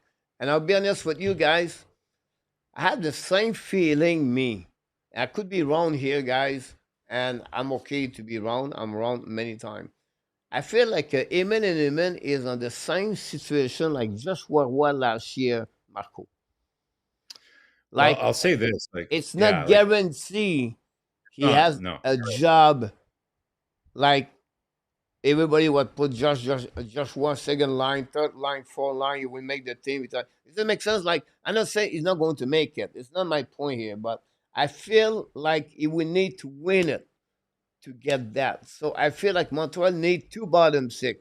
Now it could be organically, right? It could be a Kapanen, a Roy, a Xhekaj, or any player from the Laval Rocket. But I feel like the Montreal Canadiens does not have enough two players from Laval Rocket to fill up what they're looking for. And remember, we're missing a center, and I would like to get a left center. So first question, Armia Dvorak. One of the two signed, yes or no? If no, both of them, what's next? What we do? What we're looking for? What you can bring up? Yeah. So, and I'll frame it saying this, coach, right? Like, and and some fans might not like hearing this, right? But if Montreal does decide to go younger on their bottom six, so for example, they decide to do what they did last year, which is not have an insurance policy like Kovacevic, and they decide to just give a chance to Barron and Mayu to make the team, and then they find out it doesn't work, that having Beck and having Kapanen or having Newhook play center, then they're going to be in the same position as they did last year. They're going to have to go out and trade for it. So what are they going to do? Like, ultimately, now, coach, do you want to hear what I would do, or what do I think they're going to do? Which one do you want me to cover? Like what I would do, or what I think Ken Hughes will do? What Ken Hughes will do, because I know what you Okay. will do, but Ken Hughes will Okay. do. Okay. Yeah. All right. All right. So, honestly, like, yeah, like I think I'd be surprised that they're going to bring back Armia. Um, just because I think it would already be done by now, because he wants to be here. Like, he's very open. He was very clear that he wants to be here. So I think if they wanted to sign him, it would already be done. So I get the sense that even though Armia played a really important role with the PK and everything else, like I said, I think that is more easily replaceable, than not, right? So to me, the big issue, and I've been saying this since last summer, is the left-hand shot. So even without finding a second line center that shoots left, I think you also need somebody in your bottom six that can shoot left. So if you're not going to sign Dvorak, what other there aren't very many UFA possibilities out there, coach. You're talking like players like Jankowski, or you're talking about players like Pius Suter in Vancouver, like players like that, right? Like, I don't think you're much further ahead than signing Dvorak, honestly. If you don't sign So, him, can you use Alex Newhook? no, I really don't think you can. I think he has the speed to play center, but he can't. Like, see, what you're really losing with Dvorak is that you're losing the faceoffs, coach. Like, Newhook has never ever even been close to having 50% at the faceoff dot. So I just if Montreal does that, they're going to take a step back. They're absolutely going to take a step back. And that might be their, like, they might be prepared to do that just to see what they have with Newhook and with Beck. And but if Montreal doesn't bring back Dvorak, or if they don't find somebody that they can sign as a UFA, because I don't, like, again, I think they're gonna try to save most of their trade assets. They're gonna try to save it to make a big move for a second line center, if that's even possible, if they're even able to do that. So there's not a lot of guys. If you Can I look give you one and look, name? yeah, sure, go ahead. Trent Frederic. Terrible on faceoffs. And have you watched him in the playoffs, coach? Not He very play. impressive. He's hurt right now. He play with an injury. Like, I don't really think he's a center. I think he's like, I know he has played center, but I don't see him really being a center. Honestly, I see him more as a winger for your bottom six. I would not be happy if that's where they end up going. That would not be good. Then I'm looking at the list, coach. Here you've got, so in terms of what you could put on the bottom six, you have Yanni Gord, you've got Dvorak, you've got Radek Faksa, might be a guy. Luke Kunin, but his faceoffs are not very good either. Sean Corrali is a good player, but more of a winger in my opinion. Nick Bukestad, but he's a right-hand shot. Nico Sturm, he's a left-hand shot, very good on faceoff, so that might be an option. So you have players like that, but I've looked through the list, coach, and I can say with a lot of confidence, I would take Dvorak over any of them. Not because I'm a huge, like, I don't think Dvorak is a superstar. I'm just looking at, okay, what's available in terms of a dependable bottom six center that shoots left, that can win faceoffs. Dvorak is number one on that list. So if they don't sign Dvorak, that's going to be a hole. And they absolutely then have to find a second line center to play that's going to be able to shoot left. For those saying Yanni Gord, Yanni Gord, if I think I looked at it. His faceoffs are not amazing, guys. Like I think he's also under 50%. And he's had health concerns. And if you think that Montreal's small now, like I know Yanni Gord has a heart of a lion and he plays hard, but he's small, guys. Very, very small. Back to So Dvorak now. What it would be is contract. so I saw there's I forget what the name of the site is, Coach, but there's a site that does they estimate using probabilities, kind of what the contract would look like. And if I'm not mistaken, what they were estimating would be a 4-year deal at about I think it was like 2.4, 2.5. So I think that's a bit low. I think because there's not many, it's a very weak UFA class. I think it might come in a bit higher than that, but I think it would be somewhere around 4 years, under 3 million is I think what he'll end up signing back. It's too many years, in my opinion. Yeah, that's what UFA. That's what signing a UFA is. If you don't like the term, again, you can trade him in the final year, in the final 2 years. Like you can always move contracts, right? It's not going to be an unmovable contract. What So about Claude Giroux? as a bottom six, Yep. no, again, he's a right hand shot, right? So not really a left hand shot. Like he's one of the best face off guys in the league. He plays mostly wing. I would like, would he want to play in Montreal? Maybe, right? But I like Claude Giroux. I suspect he'll kind of resign in Ottawa. Like I he's put kind of. him on the second center, by the way. Don't we need a left hand shot, Coach? All right, okay. So let's not get into the second line center first because that's a whole other topic, right? We're No, but still I'm talking talking about. about Giroux. That's why it was my raison. I know Okay. he's a right shooter there. Yeah, yeah. So listen, like Giroux is a great player.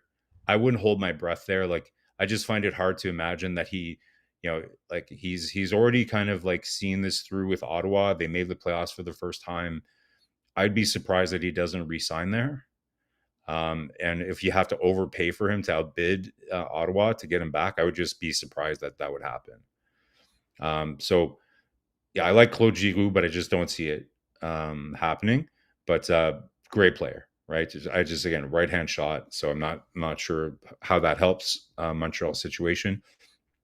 So we yeah at this point, Coach, I think what we've established for like the third line or fourth line, depending however you want to do it, like basically to play with Anderson and with Gallagher. If it's not going to be Dvorak, you have a couple of options as UFA, like a Radek Faxa and some of the players that I talked about that are left-hand shots, but they're not going to be as effective, I think, as Dvorak, and they're going to probably be around this, like maybe not as much term, so they'll have to see. We'll have to see kind of what happens with that. So, but I think we can also agree that if they don't get a veteran bottom six center to replace Dvorak, would you agree, Coach, that it's quite possible that Montreal could regress next year? And again, If Montreal decides not to replace Dvorak, yeah. okay, with another good face-off guy, left-hand shot, do you see it as a possibility that Montreal would regress next year? Well, it depends who you're going to play with Anderson and Well,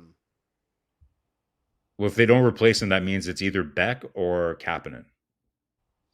well, no, I don't think so. I think that Xhekaj is going to jump up. Okay, but either way, if you're not replacing one of your centers in the bottom six, it's likely that it would be Kapanen or Beck that comes up, right? What it will be the cost to Sean Couturier? You don't want to sign Sean Couturier. He's got like 7 years left, Coach. 6 years. Is still here there? Yeah, it's too long. He's got like he's like almost at 8 million. He's got like 6 years left, and he's not healthy. Unless and Philadelphia, like they're not trading centers. They're as desperate. They're even more desperate for centers than Montreal are. So they're not looking to trade centers. And so it's that's the thing. And Coach, like I think that's something that we're going to need to focus on this summer, right? So really some of the big conversations let's get to what people really want to hear, right? They want to talk about what's Montreal going to do with their second line center, right? So there's, like you talked about at the top of the show, there's a couple of different options. They can either sign a UFA, and as we know, there's not a lot of options. There's Bennett, there's Granlund, there's Tavares, and that's pretty much, there's Duchesne. There's not a lot of options there, right? And we know what signing a UFA means. It's an older player. Other than Bennett, it's usually going to be an older player, and you're for sure going to have to overpay for them to come to Montreal. But that is one option. You can get it. You can go for UFA. The other option is they can try to use their assets to trade for one. Okay. Well, like I said earlier, there's like at least 8 teams also looking for a second line center.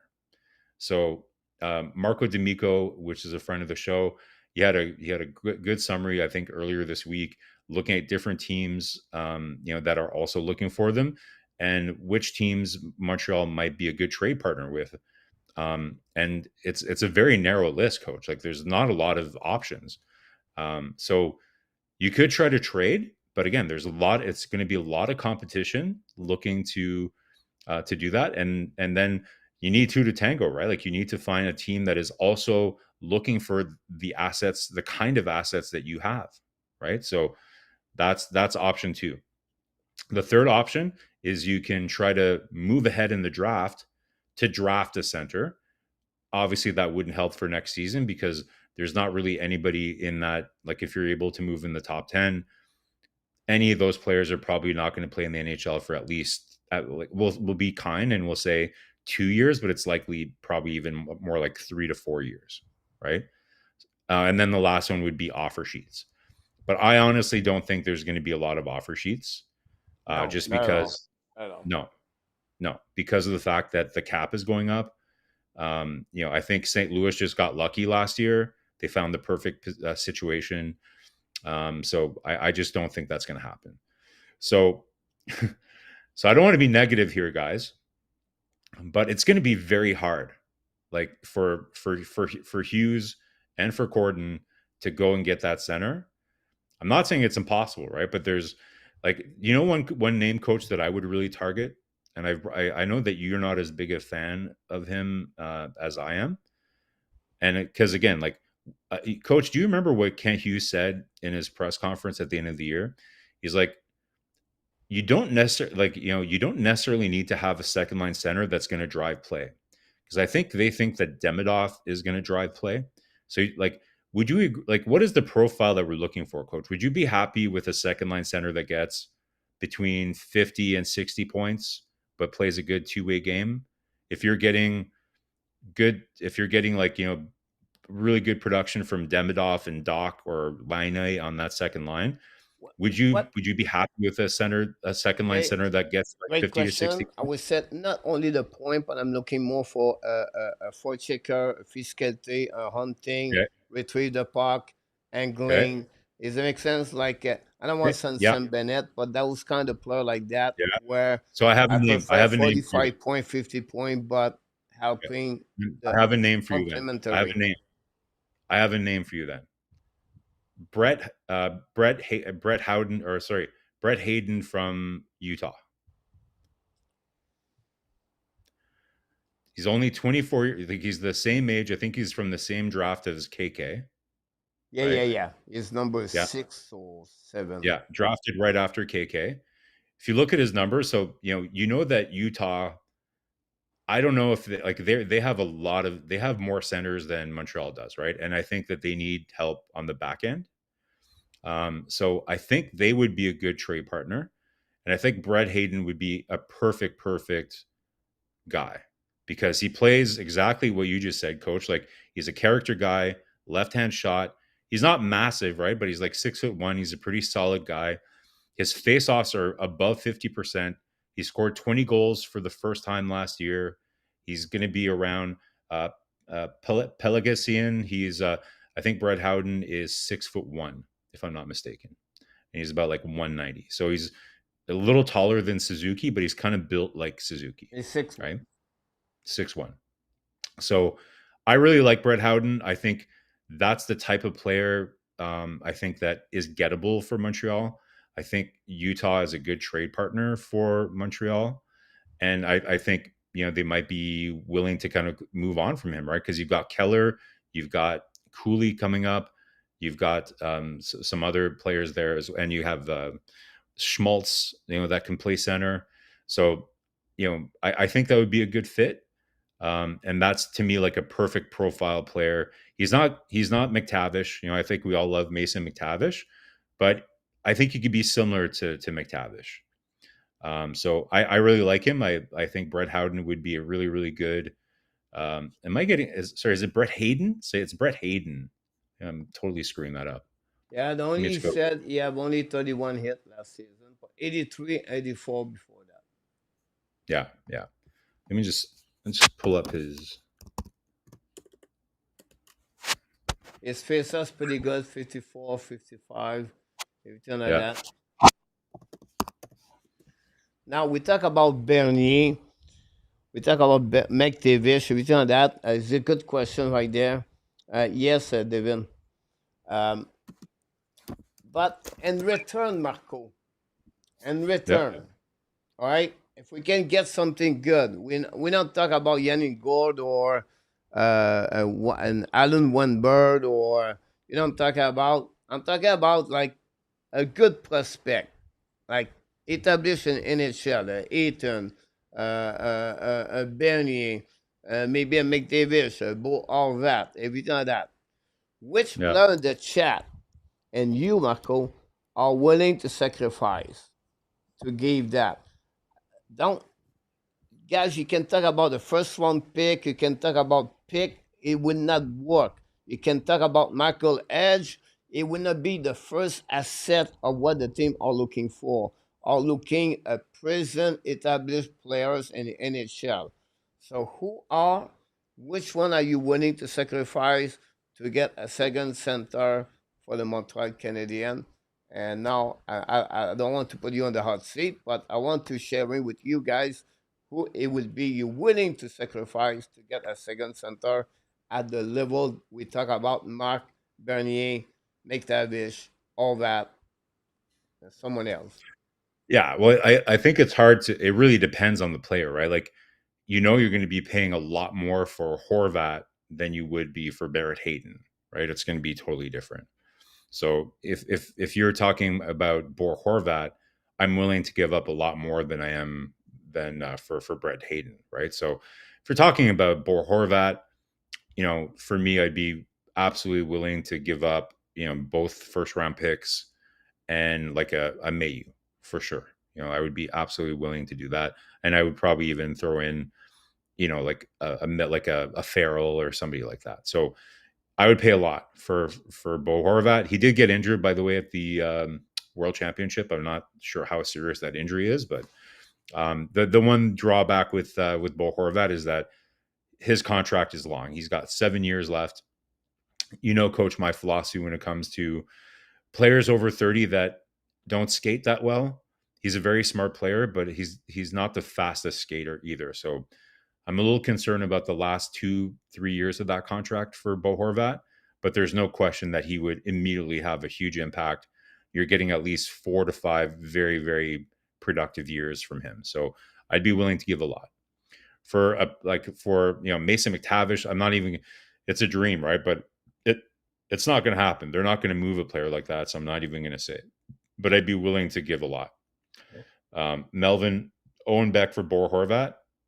That's not doing it, man. You need to, that you're going to need to add a lot more. It's going to be expensive, guys. Like, So, what you are don't you want to, willing, everybody, are you willing to trade Slafkovský, Caulfield, Cayden Cooley, Lane Hutson for get a second center?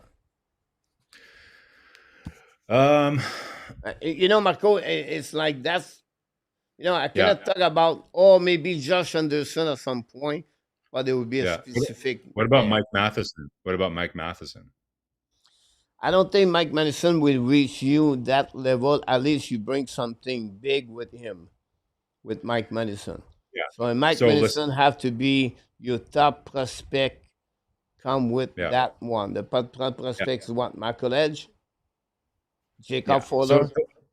So it depends, coach. Like if you're talking about Mason McTavish, then I would be willing to trade Slav for Mason McTavish, you know. But I wouldn't sure trade Slav for Bo Horvat or somebody like that. Because the Because age. the age and because of like if I'm Ken Hughes, what I'm looking at is what do I like what Don't assets you do I have a get the surplus? contract too, Marco, 36 Uh, years old.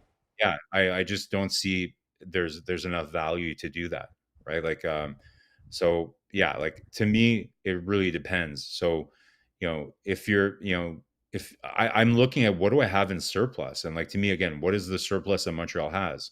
They have a surplus of skilled smallish forwards, and they have a surplus of left-handed defensemen.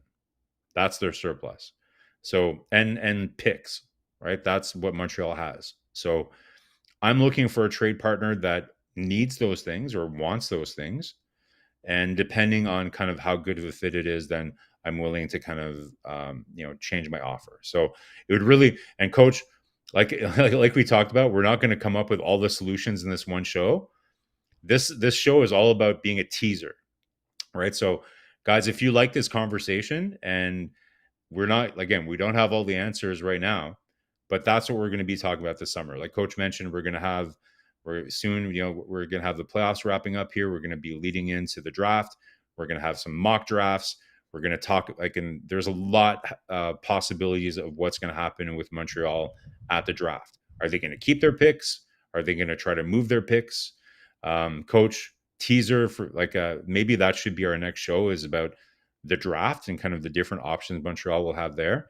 The bad news is that there's probably about 6 or 7 teams that are positioned ahead of Montreal in the draft that also are looking to move their picks.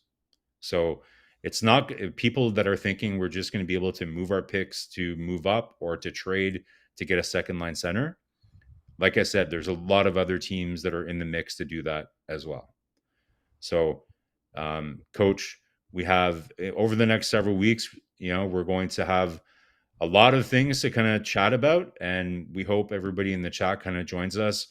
We might do some recorded videos. We might do some more lives, but it's going to be great to have these conversations. This was kind of like a catch-all just to kind of start the conversations.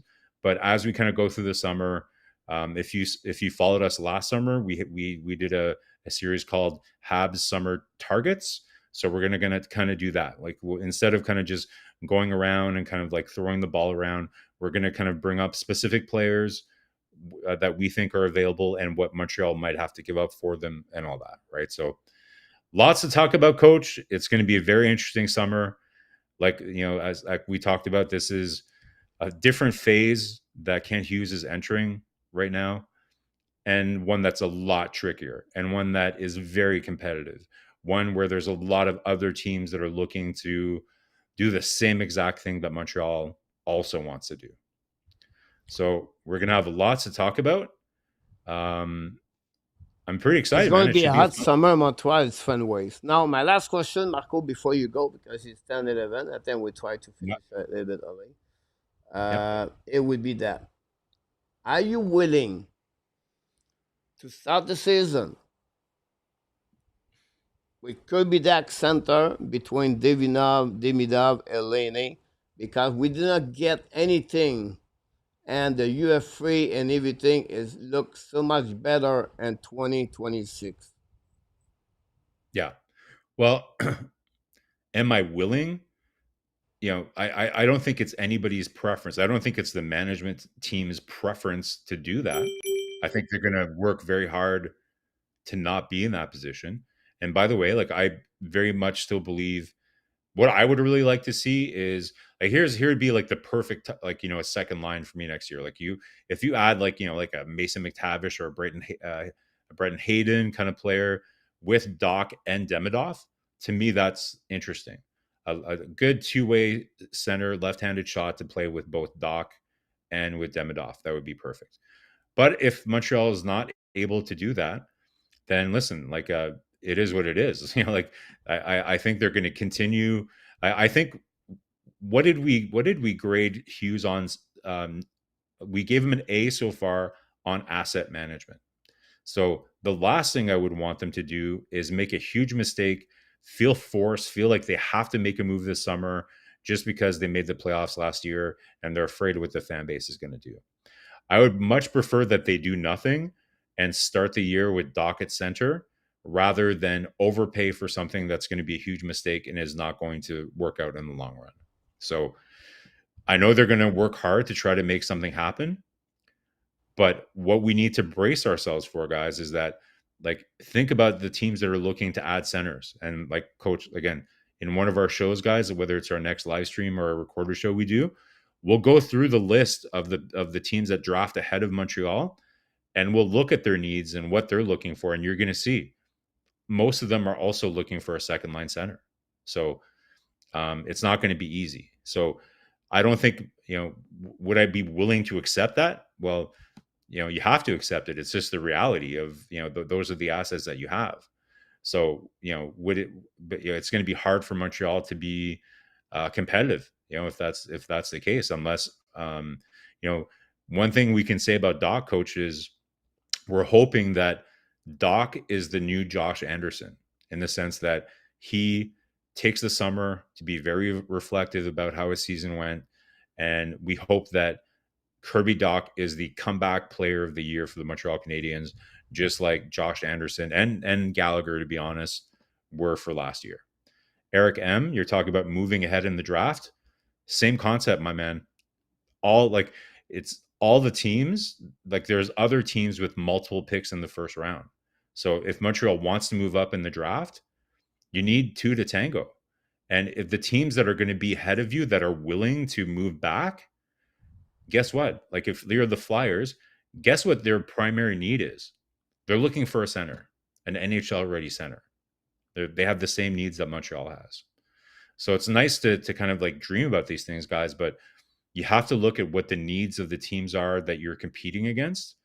And you have to try to look at the teams that might want to play ball and see which teams are looking for the kind of assets that Montreal has. It's kind of like being a matchmaker, right? Like you're going to be doing a lot of swiping left if you look at what's going on. Ryan Donato, look, I don't think he's a center. Look at his faceoffs. He had a breakout year last year. He's in the right age window. He's a left-hand shot. I like the way that he plays. But guys, are we sick of like players that might be a center? We want like a real legitimate center. If Kent Hughes is going to go out and sign a UFA or trade for a center, don't we want to make sure that they're actually a center? We don't want to have these conversations about Galchenyuk, Newhook. Are they centers? Are they wingers? Like, I think Ryan Donato is a good player. But if you look at the majority of his minutes in the NHL, he's played on the wing. Would you agree, On the Coach? top, Marco, before you leave, on the top 9 or top 10, okay, the selection of the player is really good. Like, Caleb Denoyer, Buffalo number 9, if they see Radim Merca on the little board, they will pick him. They will not trade their pick number 10 when you see a defenseman, 6'6", right defenseman. Does it make sense to you? I don't believe that. I think Buffalo is open for business, Coach. Like But that I GM think is with on, that defenseman they don't have, they will pick him. Buffalo. maybe. Like I They would will pick never him. underestimate. I would Now, never underestimate a coach. Coach, I would never underestimate a GM that is under pressure like he is. but now you have a pick number 10, 11, 12. Anaheim, Pittsburgh have two pick, 11, 12 pick over there. Yep. Then you have the Yep. Detroit at 13. Detroit are Yeah. maybe willing to make a trade right there at 13. Not with 14, Montreal. Columbus, Marco, have a Mhm. ton of prospect over there. Yeah. So Uh, why you would know, they want to trade with Montreal and if they that's already have a ton possible of there. prospects? Number 15 is one pick before Montreal. I would be shocked Montreal jumping for only for one pick to get a No. player. Right? It makes sense. Like it would not make sense for them to get there. I think for me, Montreal can get number 13 over there. I think they can negotiate with 11, 12 for Pittsburgh for that one over there. And Pittsburgh that's maybe. The only team that I see, Coach, here are the teams that I see that Montreal would be good partners with. Now, in theory, Boston would be a good partner, but they don't trade with Boston. They haven't traded with Boston in like 20 years. So, but the profile of team is the right one, but it's not going to happen. So I would say before them, you have Seattle that might be a good trade partner for them. Pittsburgh might be a good trade partner for them. But the Rangers, because they have a terrible relationship with Gordon, Drury and Gordon, they're not getting along, so they're not going to trade either. So, Coach, honestly, like I said, there's before Montreal, you have Columbus, Detroit, Rangers, Pittsburgh, Anaheim, Buffalo, Boston, Philly. All those teams, reportedly, their picks are in play. They would be willing to move their pick if they can get better right away for the right move. Now the problem is Montreal is not looking to move roster players. They're looking to move futures. They're looking to move picks and prospects. So that's what I'm saying is it's just bad timing. Like Montreal has Kent Hughes has a lot of assets, but But it's it does just not have not. the value. That's the problem. Yeah, and when we talk about value, it's about sometimes it's just it's just the environment, right? It's just the ecosystem that you're in, and there's just a lot of things that are happened right now. Like it's just the way that the stars aligned, that the assets that Montreal have, they just don't match very well with some of the teams ahead of them in the draft. And the other thing that makes it complicated is that the teams that they're also in there with, they all have the same need that much. Like Coach, like you can go through the NHL and find me a list of like 10 good second line centers that are not over 30. It's hard. There's not many of them. You have to draft them.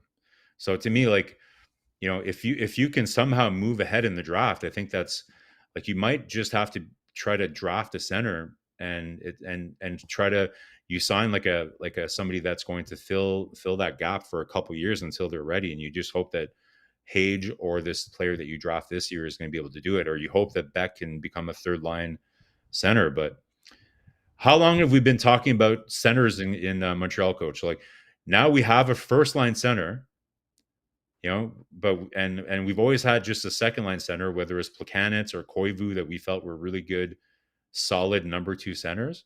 Now we have a legitimate number one center, but we don't have a second line center, right? Funny how life works. Funny how life works. So at the end of the day, like everybody said, it's going to be a very interesting summer. We don't have the answer tonight, of course, right? They have Yeah. many options, many different things.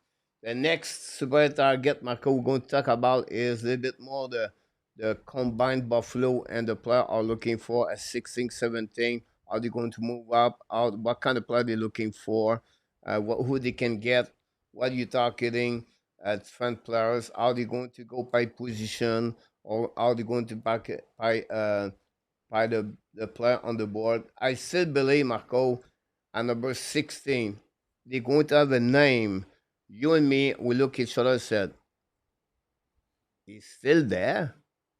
Like Yeah. I wouldn't be Yeah. surprised this year because Possible. It it's a always happens. lot of wave this year. It's like up and down. Like they don't have like a specific like five name and then they go like this. I think that the player, the name of the team in front of Montreal, or maybe go different direction. And I feel like maybe a defenseman or a player we said, "Wow, um, I was not expect to get there." Montreal had two back to back. We'll see if Yeah. Justin Carbonneau will be available. How they are? Do you think Montreal could trade can pick a left defenseman? Well, my number one target, Coach, if he's still there at 16, is still Carter Bear. I'm not a big Justin Carbonneau fan. Much like I don't think he fits the profile of what Hughes and Gordon want. Like they're looking for competitive players. Like um, he's more of kind of like a dangler, kind of like more of a shooter. I think they're looking at, and to me, like that's the perfect profile to be taking like a Spence or like a Carter Bear, right? Somebody that is going to play with a lot of energy, that's going to be more of a safe pick. I think that's kind of more what they're going to be focused on. I think Okay. Carter Bear would have been a top 10 pick if he wouldn't have partially torn Injury his about that Achilles. one there, so be sure Yeah, about that. Talking yeah, about Cameron Berg, I'm going to give you an insight between you and me. Don't confirm yet. 99.9%. Michael Development quit the irreversible stick oh, really? No and way. is going with the gold star Oh, agency wow. of the Russia players. So I Oh want to my God. mention that. Wow. And he's going to make me in contact with the with the public relation guy from the AVREC to talking with Wow. Cameron Bear. Nice. So Yeah, that would be amazing, coach. it's something we're looking for the next couple of days. So I just want to mention that, and Wow. that's the reason Michel and Michael is a bit backwards. Like he does not want to do a lot of show left and right now. So Okay, okay. that's the reason behind that. A lot of people Wow. talk about Nespit, Marco. Um, That's it. Yeah. yes, for the OHL. I don't know if Yeah. you know a little bit what Nespit is, honestly. Yeah, like I think it's a little early for him. Where much like I think I see him more in the late round. He's the center that plays for Windsor. I see him more kind of in the late first round, like maybe around 28. But I think it'll he's be a little bit early. I feel like it's going to be a little bit more like 22, 23. yeah, it could be like he's in that third tier of guys, like to me, like I said, I really like Carter Bear. Like I think he's kind of like a poor man's Tij Ginla. Like I really liked Tij Ginla last year. If Montreal didn't draft Demidov, I would have been happy with him. I see a lot of Tij Ginla in him, like really good motor, but he still has a really good shot, good size, plays really intense, wins a lot of his puck battles. It's the exactly the kind of player that Montreal. I'm not 100% sure he's going to play center, but he does play some center. So I really like that at a number 16 for Montreal. But anyways, coach, we'll talk about this summer. I got to split because my dog is looking at Yeah, me I all just want to funny. mention to you guys, Jack Nesmith remind me a lot Seneke last season. Now Seneke was picked number 3, Marco. So don't panic about that. But the end of the season or the second half of Nesmith is Yeah, excellent.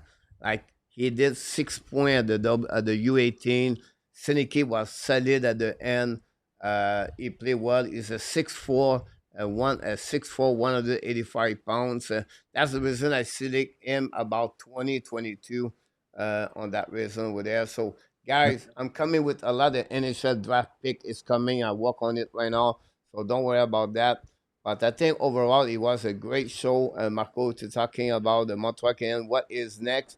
We don't have no answer, unfortunately, for people.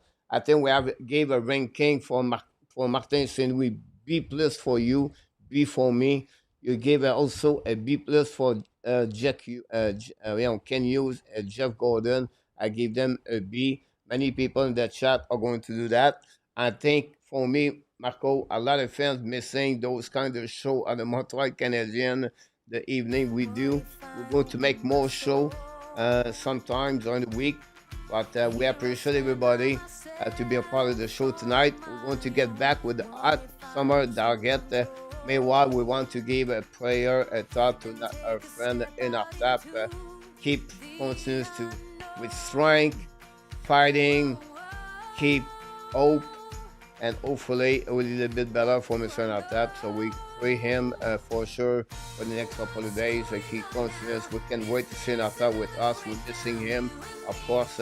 And Marco, you are going to give me the last word of the night. It's not going to be, we skip the last, you have to go.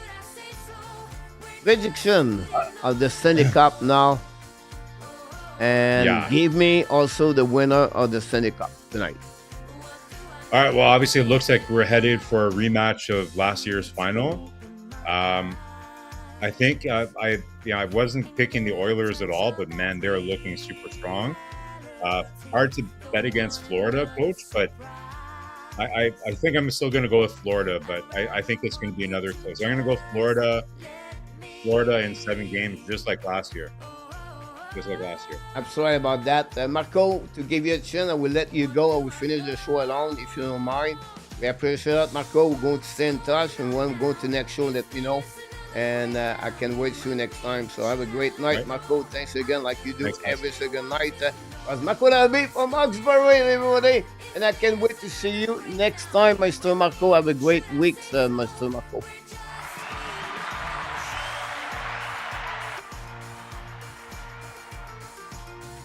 Don't forget our next show, everybody. Our next show is going to be Monday night, Florida Carolina Hurricane. Sorry, fall asleep. Tuesday, Edmonton, Dallas. Don't forget about that. The music is still there, guys. About this, Francis Savoie. What if the mini Wi-Fi surprise everyone is center line at the middle? No, Francis. Surprise, yes. Could be maybe very close to make the team, yes. Personally, Francis, he needs one more year in Laval for his development. But it's for me, if you watch my video last week, the player the most improvement in the Montreal Canadiens organization all over. From Montreal, Laval, all the team, all the players in European and NCAA. Florent Xhekaj, guys, with 24 goals, it was the player. So thanks, Francis, for sharing. Guys, don't forget to click on the like. We're missing a couple to reach 50. It was a last minute decision, guys, to make the show tonight. I think it was worth it to do it. We did the Laval Rocket, and the Laval Rocket guys did something tonight.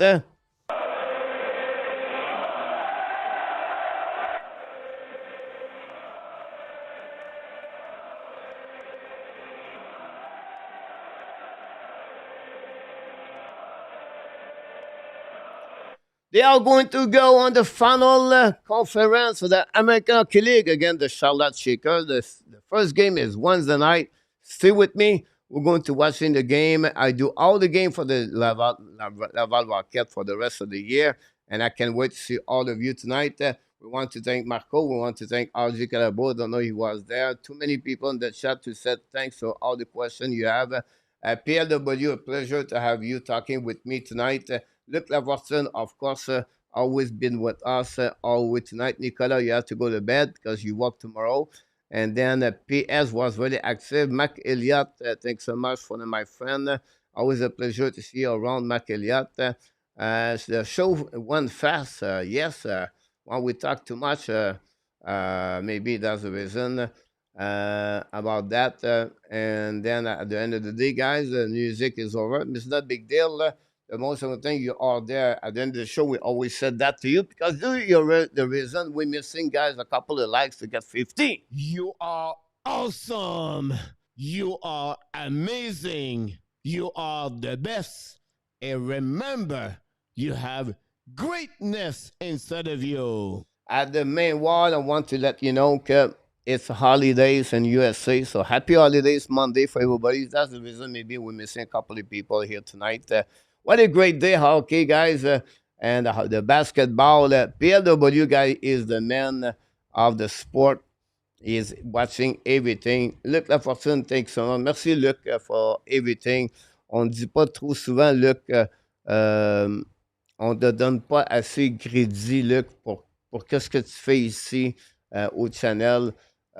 Tu étais avec nous pour plusieurs années, puis tu as toujours été là. Puis on a vraiment apprécié, Luc, le fait que tu es avec nous. Donc, on te souhaite une bonne retraite. Là, tu vas finir ta retraite et ta vie avec la Hockey Nation. C'est pas une méchante retraite, de finir la vie avec moi en passant. Non, just kidding, Luc, on t'aime beaucoup. Nicolas, bonne nuit, mon ami. And the Hockey Nation Show, be well, BL, find a way not only dominate your day, but find a way to dominate the first half of what? 2025, the Hockey Nation Show, and the Ab Nation, and all the cheese around Thailand. Want to tell you one more thing, sir. We love you, friends. It was a pleasure to be back with you guys. We'll be back tonight, 8 o'clock p.m. for the game Carolina against the Fleur Panthers. Join me live with all other people talking about the game. And then, of course, the Edmonton Oilers went today by the score 6-1. And Rimouski lost 3-1 against the London Knights. And then after that, I don't know. Baseball, basketball, I don't know what's going on. Roger, merci beaucoup d'être avec nous ce soir. Justin Laframboise, merci de Laval de Rapide d'être avec nous. Je suis à la retraite, mon Luc. Oui, je le sais très bien. Mon Luc, tu es en retraite. Tu vois bien que moi, je ne suis pas à la retraite. Je dois travailler à tous les jours. Des fois, je travaille pour rien, pas d'argent, mais c'est pas grave, mon Luc. La seule chose que je suis content, mon Luc, c'est que la souris est en envers, ça ne marche pas, là. La seule chose, quand il n'y a pas d'argent, mon Luc, je suis encore content. Parce que j'ai la chance de partager des grands moments avec toi et avec plusieurs. C'est des moments qui ne reviendront jamais, mais des moments qu'on a du plaisir ensemble. Pour moi, c'est secondaire à l'argent. Si j'en ai assez pour passer mon mois, mon Luc, pas de problème avec ça. Je vais encore aller au gym après-midi. Until the next time, my friend, have an amazing, great holidays tomorrow. Have an amazing, great week. Enjoy the week. I can wish you tomorrow night. Of course, at the end, I still can do it. Again, I tried to make this bigger. I need to have Popeye de... C'était quoi le Luc Lafortune, Popeye le vrai marin? Je pense que c'était ça l'émission. Popeye le vrai marin. Boom, boom. Booyah, everybody. Good night, Luc.